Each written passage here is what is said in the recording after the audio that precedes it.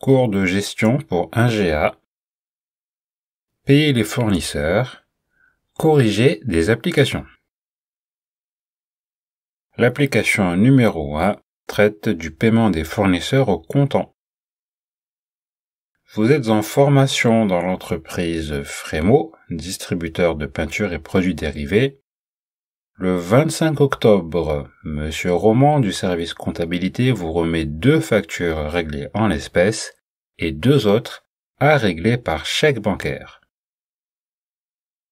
Premièrement, payez par chèque les factures fournisseurs dans le document et l'annexe 1. Deuxièmement, complétez les tickets de caisse pour enregistrer les dépenses en espèces, toujours avec les documents et l'annexe 2.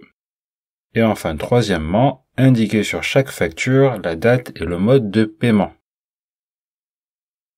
Il est toujours très important de lire son énoncé jusqu'au bout. Cela vous permet d'organiser votre travail et de savoir quel document vous devez traiter en premier. La principale erreur que vous faites systématiquement, c'est que vous ne lisez pas votre énoncé. Et la conséquence est que votre travail est incomplet.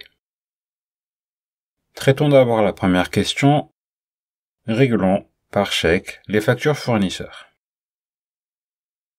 Prenons la première facture de Unicleaner. Eh bien, toutes les informations sont dedans. Unicleaner est donc bien notre fournisseur. Nous avons son papier en tête. Il est bien écrit facture. Et elle nous est bien adressée à Frémo Peinture. Dans l'entête toujours à droite, nous avons mis en haut le numéro de la facture 09-777 et qui date du 21 septembre. C'est donc la date d'émission de la facture. Et à côté à gauche, nous avons le tampon. Elle a été reçue le 23 septembre, soit 2 jours après son émission. Nous avons le code client, nous avons la désignation de ce que nous avons commandé. Et nous avons la ligne de net TTC à payer en euros pour un montant total de 408 €. Donc ces informations nous permettent de remplir le chèque et il est bien précisé tout en bas de la facture, échéance par chèque à réception. Donc vous ne pouviez pas vous tromper, il ne pouvait être en aucun cas payé en espèces, donc je ne comprends pas ceux qui m'ont coché qu'elle a été payée en espèces, alors que c'est bien écrit qu'il faut la payer par chèque. Remplissons le chèque maintenant. Commençons par la souche. Eh bien, l'ordre, ça sera donc à Unicleaner, nous avons les informations sur la facture. L'objet, il était clairement indiqué sur la facture. Nous reprenons donc facture 09-777 du 21 septembre, tel que c'était bien mentionné. La date, c'est là où vous avez fait énormément d'erreurs pour la plupart. Il faut reprendre votre énoncé. Il est bien écrit que nous sommes le 25 octobre. Nous avons reçu effectivement ces factures le 23 septembre, mais ce n'est que le 25 octobre que nous les traitons. Donc la date du chèque se fait nécessairement à la date à laquelle nous traitons la facture. Il fallait donc bien saisir le 25 octobre et pas une autre date. Alors, certainement pas le 21 septembre puisque nous n'avions pas encore reçu la facture. Comment pouvez-vous émettre un chèque sans avoir encore reçu le document? Le 23 septembre, à la limite, ça aurait pu être bon puisqu'il fallait normalement payer votre facture par chèque à la réception de celle-ci. Malheureusement, dans votre énoncé, nous n'avons traité ce document en comptabilité que le 25 octobre. C'est donc ce jour-là, effectivement c'est 1 mois après l'échéance demandée par le fournisseur, mais c'est bien ce jour-là que nous traitons le règlement de cette facture. Il fallait donc bien mettre le 25 octobre. Et le montant, c'était donc 408 €, on prend bien le net TTC à payer. Une fois qu'on est d'accord sur la souche, eh bien on reporte ces informations sur le chèque en lui-même. 408 € dans l'encadré en chiffres. On reporte ce montant en lettres, 408 €. L'ordre, c'est donc à Unicleaner. L'adresse de Frémaux Peinture est indiquée sur le chèque en lui-même. Nous sommes basés à Lille, et donc le 25-10, et nous signons Frémaux ou Monsieur Roman, il n'y avait pas de problème. Voilà pour ce premier chèque. On n'oublie pas de reporter, comme c'est demandé, la date et le mode de paiement. Nous l'avons donc payé le 25 octobre N avec le numéro de chèque que l'on récupère sur le chèque. Il est indiqué toujours en bas à gauche. 034 65 64.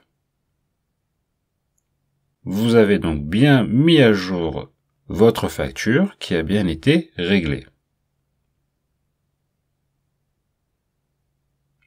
Deuxième facture à régler par chèque. C'était donc celle de Gauthier Industrie. On retrouvait également dessus toutes les informations. Gauthier Industrie avec les différentes coordonnées. Elle est bien adressée à Frémaux Peinture, donc c'est bien notre fournisseur. Celle-ci en revanche a été émise le 19 septembre, mais nous l'avons également reçue le 23 septembre. Nous avons toujours la facture numéro 616, avec notre numéro client, mais qui ne nous intéressera pas dans la rédaction du chèque, et nous avons bien indiqué sur la même ligne le paiement par chèque. Donc je ne comprends pas, ceux qui n'ont pas réglé cette facture par chèque, pourquoi cela n'a pas été fait. Bon, la désignation, nous n'avions pas à intervenir dessus, et le net à payer, c'est bien ce que l'on doit payer. On prend donc le dernier montant qu'il faut régler, c'est-à-dire incluant la TVA. À aucun moment, vous ne faites un chèque uniquement du hors taxe. Si l'on travaille sur le montant hors taxe, c'est pour calculer des réductions éventuelles, qu'elles soient commerciales ou financières. Mais lorsqu'il s'agit de faire un paiement, nous devons toujours prendre en compte la TVA, et en plus il y a bien marqué net à payer. Sur la facture, les mentions qui étaient à gauche nous indiquaient que nous pouvions éventuellement bénéficier d'un escompte si nous faisions parvenir le règlement sous 8 jours, mais comme notre énoncé nous dit que nous sommes déjà le 25 octobre, à aucun moment nous n'avons de réduction à appliquer. Il suffit donc de régler le montant indiqué sur la facture par chèque. Maintenant que nous avons déjà rempli un premier chèque, celui-là ira tout seul. L'ordre comptoir des peintures Gauthier. L'objet, nous le récupérons de la facture. Donc c'est la facture numéro 616. Alors du 19 ou du 23, parce qu'on l'a reçu le 23, il n'y avait pas de problème. En revanche, la date du chèque est bien du 25 octobre. Et le montant est bien le montant net TTC à payer de 1 783,80 €. Maintenant que notre souche est remplie, remplissons toujours le chèque lui-même. Nous reportons les 1 783,80 € dans l'encadré en chiffres. Nous réécrivons ce montant en lettres. L'ordre, eh bien, c'est donc comptoir des peintures Gauthier ou peinture Gauthier, il n'y avait pas de problème, ou bien Gauthier Industrie. Le chèque est toujours établi à Lille le 25 octobre. Et la signature Frémaux ou Monsieur Roman.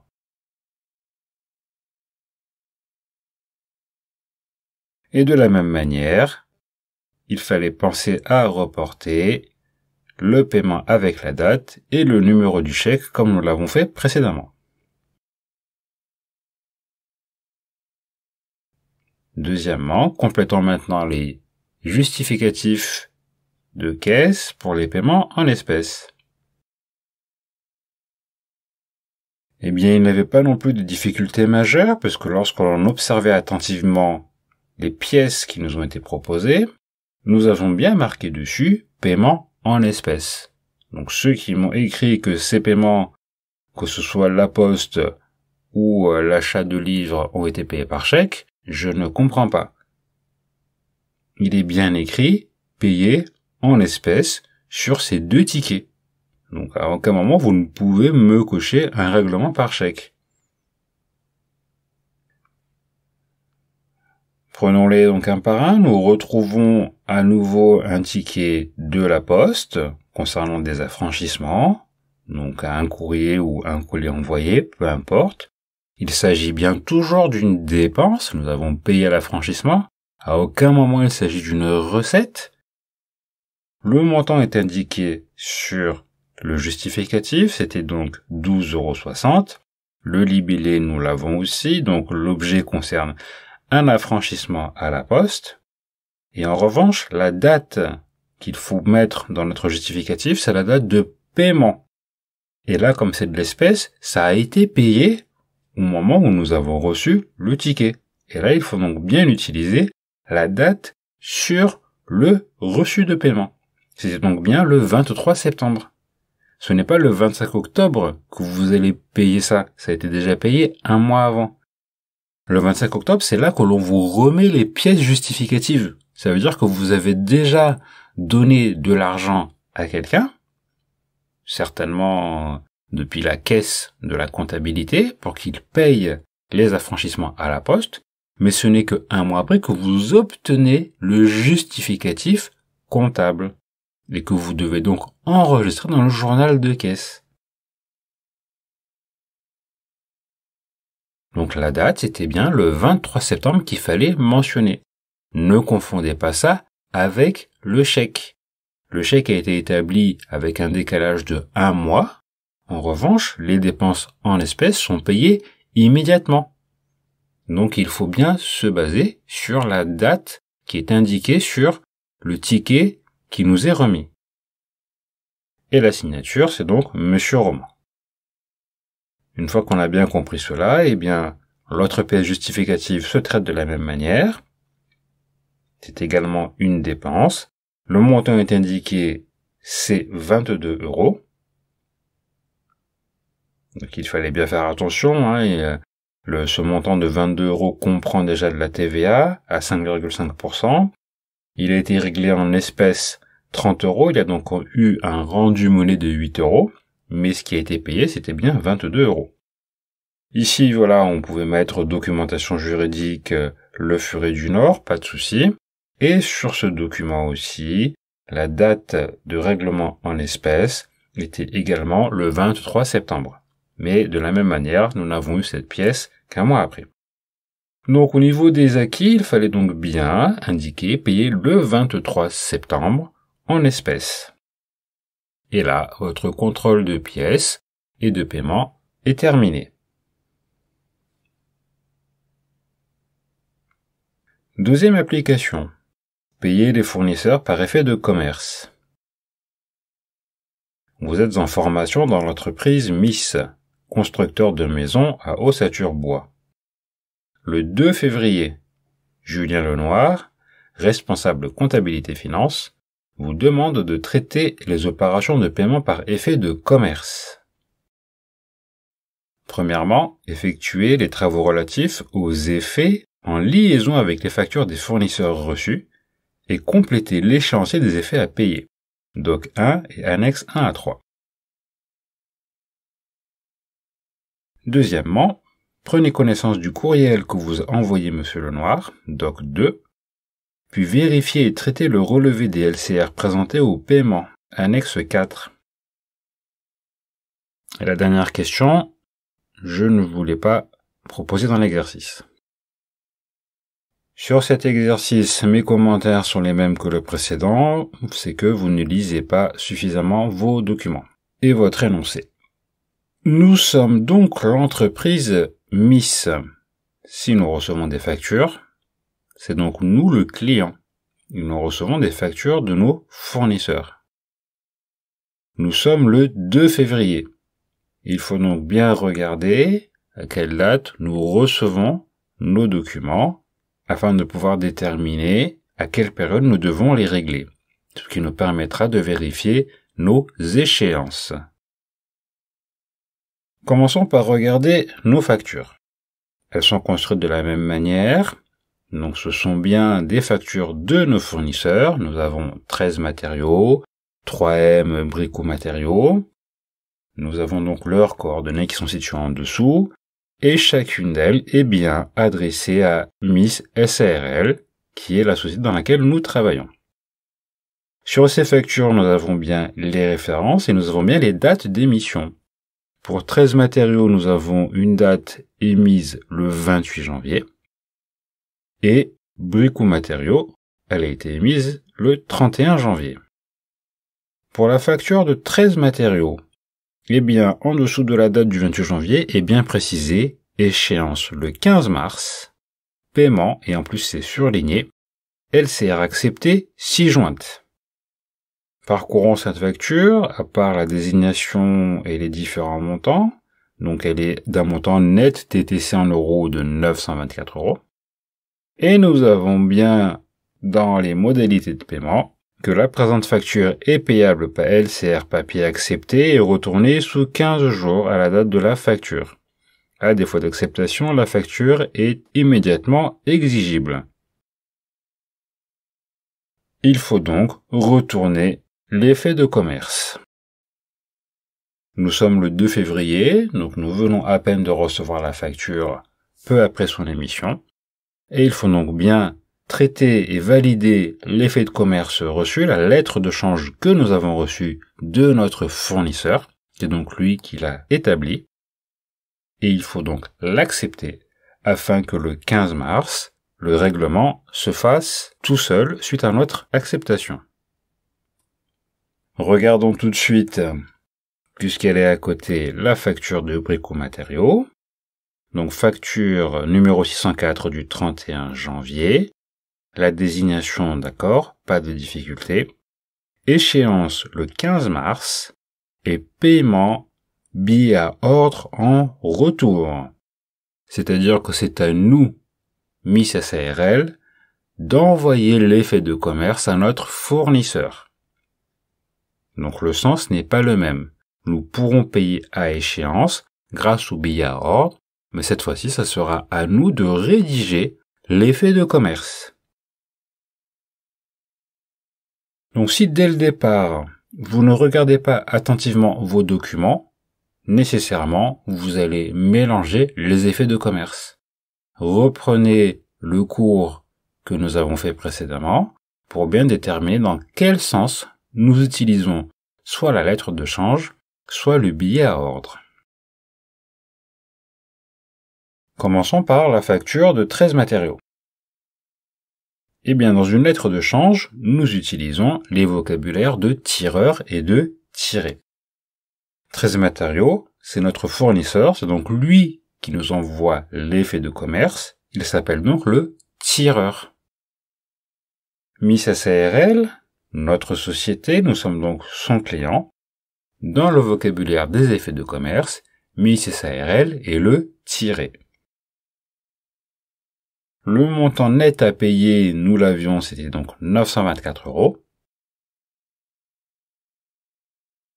Avant d'accepter l'effet de commerce, il faut bien vérifier qu'il soit conforme à la facture. Donc ce document normalement était un peu plus facile puisqu'il était déjà pré-rempli et il fallait donc simplement l'accepter. En vérifiant, il est bien émis par 13 matériaux SARL, il est bien écrit en en-tête contre cette lettre de change stipulée sans frais, veuillez payer la somme indiquée ci-dessous à l'ordre de nous-mêmes. Le montant est bien de 924 euros. Le montant pour contrôle est bien le même. Création le 1er février, c'est cohérent puisque la facture a été émise le 28 janvier. Nous sommes le 2 février, donc la lettre de change a été créée certainement hier et nous a été transmise, donc c'est cohérent. L'échéance est bien le 15 mars. Le montant est bien de 924 euros. Le RIB du tiré, donc cette fois-ci, c'est le nôtre. Il y avait bien nom et adresse du tiré. donc Miss SARL. L'effet de commerce est bien signé par notre fournisseur. Notre sirène est remplie, donc tout est conforme, et bien nous pouvons accepter cette lettre de change et nous la signons. Ensuite, nous pouvons donc la renvoyer à notre fournisseur afin que le paiement puisse se faire automatiquement à la date d'échéance, c'est-à-dire le 15 mars. Il lui suffira de le déposer à sa banque qui prélèvera les 924 € sur notre compte. Si vous avez un doute sur le traitement d'une lettre de change, reprenez la mission concernée. Traitons maintenant la facture 3M Brico Matériaux. Cette fois-ci, il faut donc utiliser un billet à ordre, c'est-à-dire que c'est nous qui allons rédiger l'effet de commerce. De la même manière, nous avions toutes les informations. Notre fournisseur, qui sera donc le bénéficiaire de l'effet de commerce, le montant total à payer pour 4 350 €, et il fallait donc bien utiliser le support de billet à ordre. Dans les vocabulaires du billet à ordre, nous avons donc un souscripteur, celui qui va rédiger le billet à ordre, et un bénéficiaire, celui qui recevra le paiement. Donc le bénéficiaire, c'est notre fournisseur, Brico SA, vous récupérez ses coordonnées. Le souscripteur, ça sera forcément nous, puisque c'est nous qui émettons ce billet. Donc dans un premier temps, finissons de compléter les informations de paiement que devra recevoir notre bénéficiaire. Miss SARL est basée à Marseille. Le montant à régler sur la facture est de 4 350 €. Nous sommes le 2 février, c'est donc la date de création de cet effet de commerce. Sur la facture, il est bien indiqué que l'échéance est pour le 15 mars, pour un montant à régler de 4 350 €.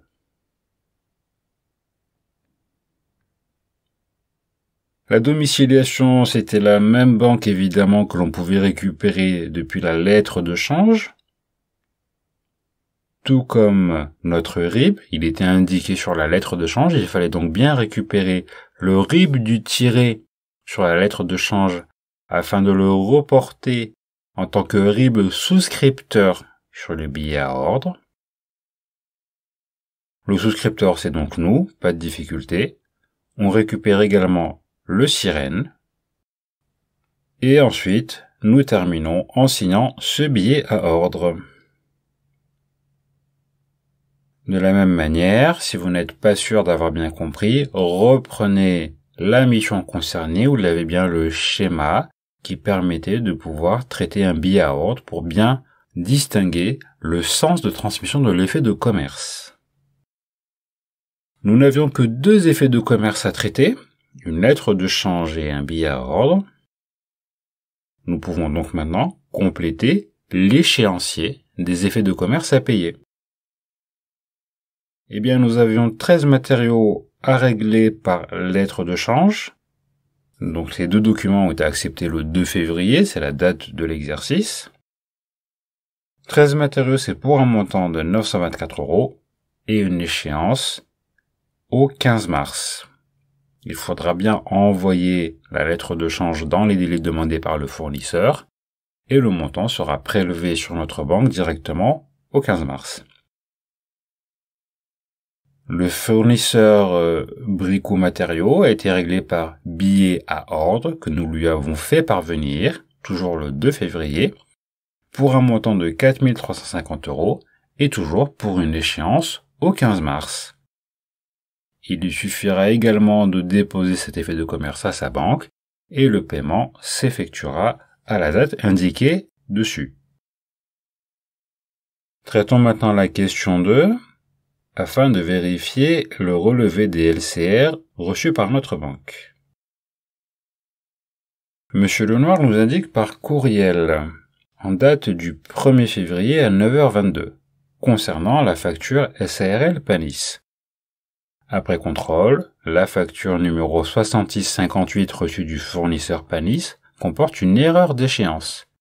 La bonne échéance est le 15 avril et non le 15 mars comme indiqué sur la facture. Une réclamation téléphonique a été effectuée et nous attendons la facture rectificative. Ne pas accepter un effet au 15 mars correspondant. Julien Lenoir. Le courriel est clair. Concernant ce fournisseur-là, l'échéance n'est pas la bonne. Il faut donc être vigilant et vérifier sur le relevé si jamais l'échéance indiquée est au 15 mars, de ne donc surtout pas l'accepter. Prenons maintenant notre relevé. Nous voyons qu'en première ligne, nous avons 13 matériaux SARL à une échéance au 15 mars pour 924 €. C'est OK.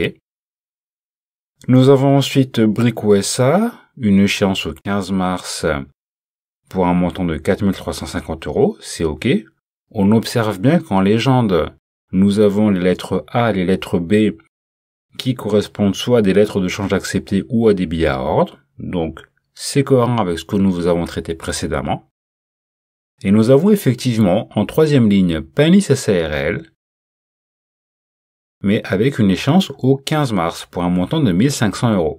Et nous avons donc reçu un courriel de M. Lenoir indiquant de ne pas accepter l'échéance, puisque la bonne est donc au 15 avril. Donc cet effet, nous devons le refuser, et uniquement celui-là. Vous pouvez vous référer à la mission concernée de l'activité pour voir comment est-ce qu'il fallait traiter les refus de paiement sur les relevés des effets de commerce à payer. Donc ce dernier paiement, nous le refusons puisque nous ne le paierons pas au 15 mars. On pouvait donc directement remplir dans la colonne à côté les 1 500 € à ne pas payer. Et ensuite, il était bien important de faire le récapitulatif des refus et des bons à payer.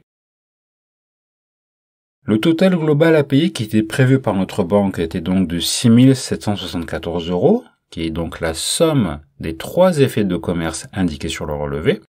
Mais, de notre part, nous refusons 1 500 €.